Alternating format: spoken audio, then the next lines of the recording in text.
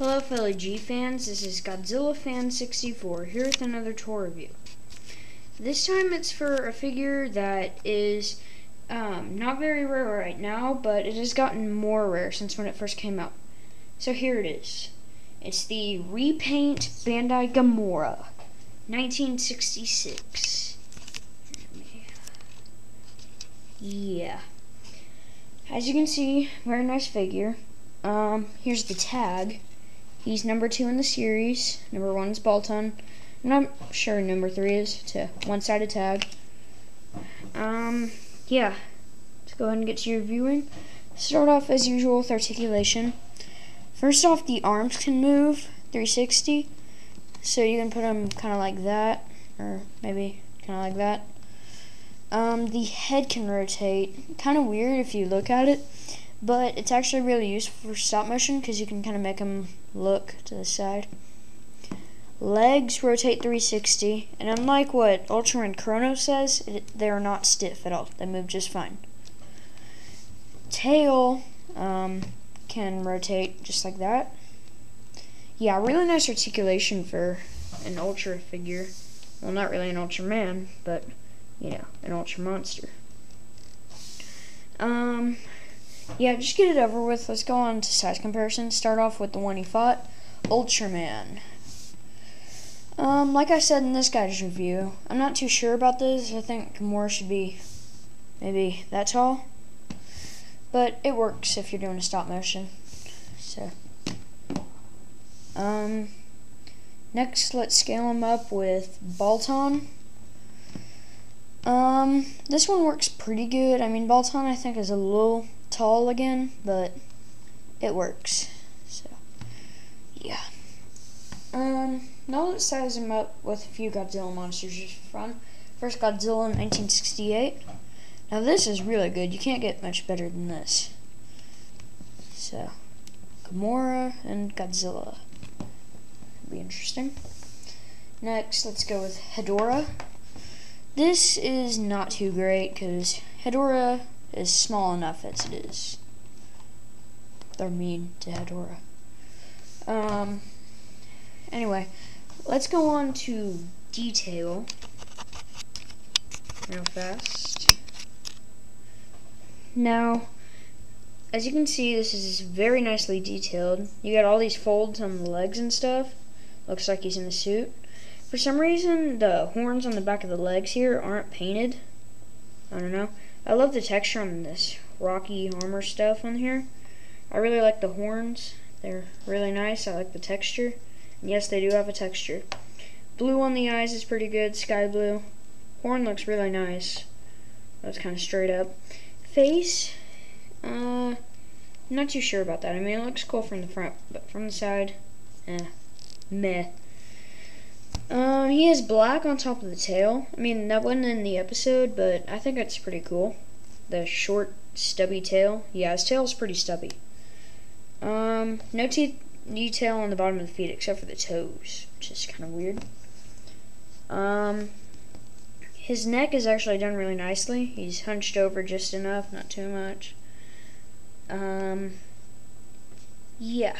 If his mouth was open, these would be done individually. Oops.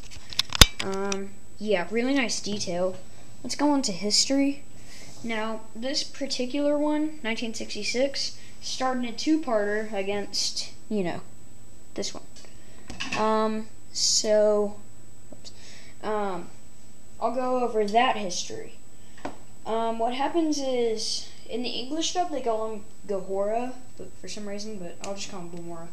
What happens is a bunch of these scientists go back to, I guess, the Monster Lawless Zone or something, to find a new dinosaur, or dinosaur that they think is there, called Gomorasaurus. So they go there, and then a mutated Gomora, you know, this guy, comes out of a mountain and starts attacking. Now, what happens is, they're like, oh crap, I gotta take him back to Japan. Not a good idea, by the way.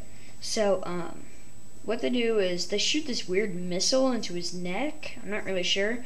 That puts him under. And then they lift him up with a helicopter and take him back to Japan.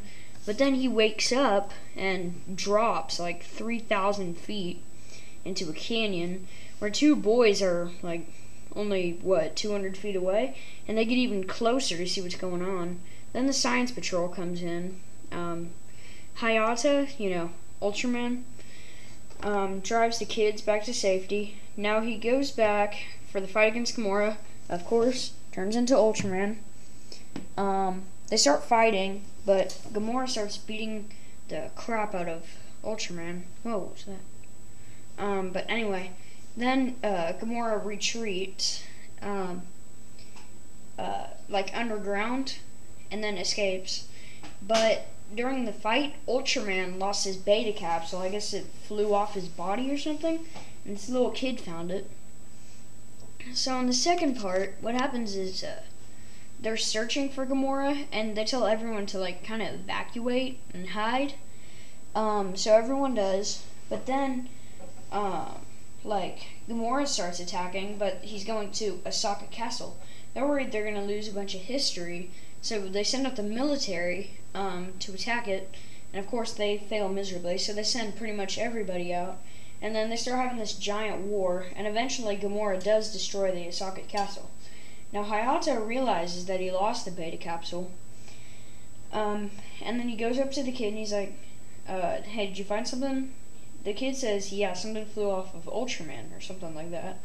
And then Hayata, to hide his Superman alter ego, Ultraman, or superhero alter ego is what I meant to say, says that Ultraman will be very happy. So then he transforms into Ultraman again and starts fighting Gomora. So earlier in the episode, the Science Patrol used some kind of missile or bullet or something, and they blew off Gamora's tail. So there's like this steaming hunk or stub, and that was it. So in the first episode, he beat Ultraman by whacking the crap out of him with his tail.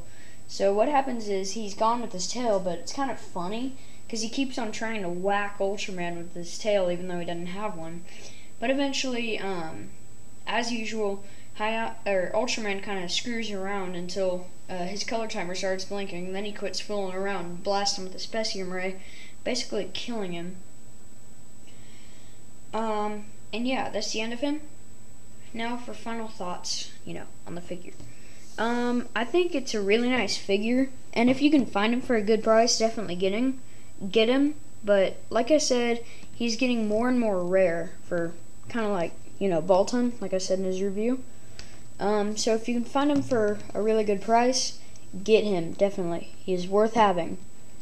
Definitely worth having, because he is awesome. He's an awesome figure. I give him a 5 out of 5. Thanks for watching, and goodbye.